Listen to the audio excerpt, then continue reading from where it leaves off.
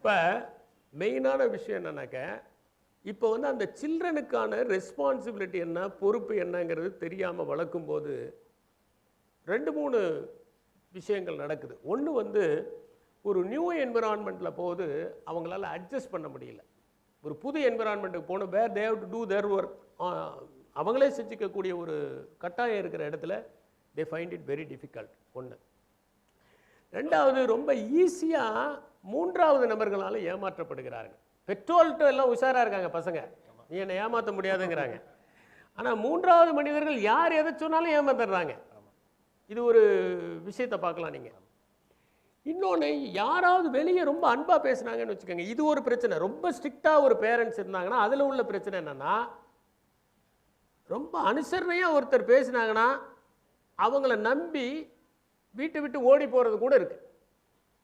கொஞ்சம் அனுசரணையாக பேசுனாங்கன்னா, ஏன்னா அது ஒரு பிரச்சனை. இந்த குழந்தைங்களை வந்து நீங்கள் பெருசாக அந்த காலத்தில் ட்ரீட் பண்ண, இது மிக மிக சிக்கலுக்குரிய கேள்வி. நீங்கள் ரொம்ப ஸ்ட்ரிக்டாகவும் இந்த குழந்தைங்களை அப்பா அம்மா நடத்துகிற மாதிரி நடத்திட முடியுமானா நடத்த முடியாது. அந்த காலம் வேற. அந்த காலத்தில் நம்ம படித்த ஸ்கூலில் ஒரு ஹோமோஜினஸ் ஸ்கூல் எல்லாமே நடந்து தான் வருவாங்க. அவர் சொன்னார் இல்லையா டாக்டர், இன்னைக்கு வர காரில் எந்த காரில் யார் வராங்க, கார்னால பசங்க திருப்தி அடையிறதில்லை, அவன் போகிற அந்த காஸ்ட்லியான காரில் நாம் வரணும்னு நினைக்கிறான். அதுதான் இன்னைக்கு பிரச்சனை.